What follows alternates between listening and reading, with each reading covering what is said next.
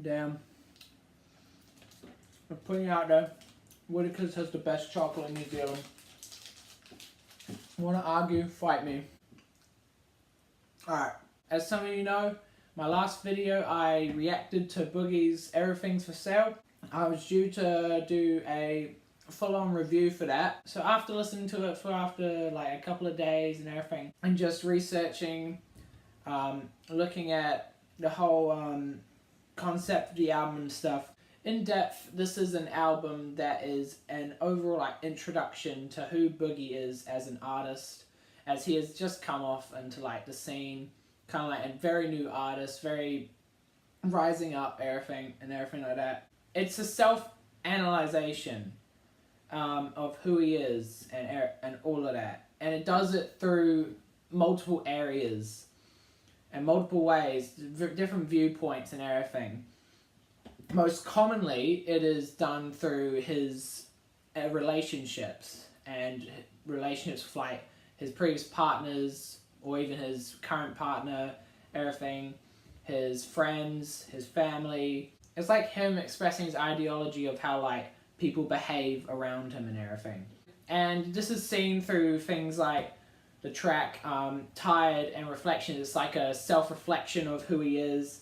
Good intro track as well, because it's him talking about who he is, his mistakes, what he's done, what he's tired of as well. On tracks like Swap Me, the track actually covers how he is lucky in finding someone when he doesn't feel like he has much to provide for whoever he's with, materialistically or anything. Or on a track like No Warning, which is him talking about his dysfunctions of his relationship and how he would rather his partner break up with him without warning and doesn't have to let him suffer through the problems and insecurities and everything that's going on. This also can be heard through the conversations he has with a girl that is ladled throughout the album and is a relation to the theme of the album. So it took me by surprise at first, because I was re-listening to this album,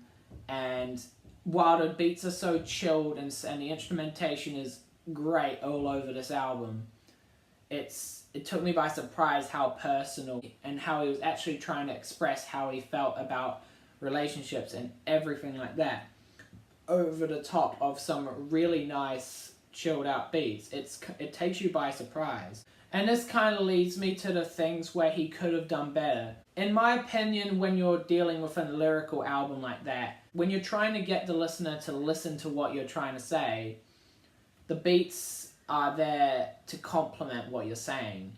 And while the instrumentation was like great, it's like it can distract what you're trying to say. Like, it easily got overlooked for me personally when I first heard it, and you can see it through my reaction, which I'll actually link in the description if you haven't seen it. There's always a balancing act that has to happen where the beats have to be interesting yet held back to the point where you can be interested in what he is saying.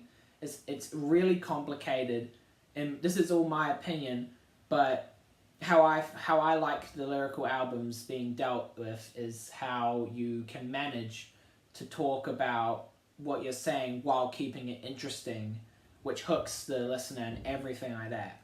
I'm not at all saying he did it bad or on this album at all.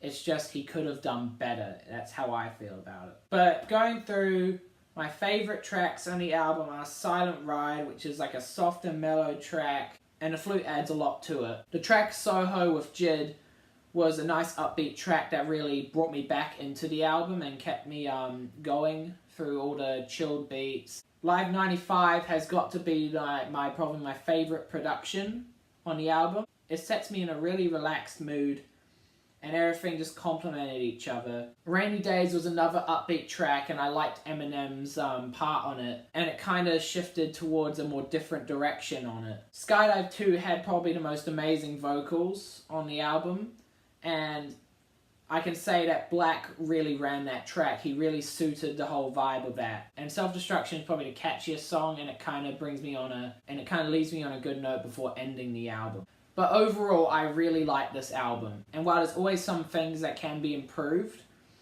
I feel like Boogie really established who he is as an artist, and the potential there is for the taking for him. And if he can expand on what he's doing and push himself, I can see him as one of the most talented, like, upcoming rappers in the game right now. So overall, I felt like it was a 7.5 out of 10. I feel like it needed an extra push to put it over the edge to 8. But I felt like it was a very solid album from Boogie, and for a debut album, it's a very good first attempt. Well, anyway, thanks for watching. I'll be back for a new reaction or review or anything as soon as some bloody music gets released. But anyway, leave a like and subscribe on the video if you enjoyed it, and I'll be coming back soon. Have a great day, and peace.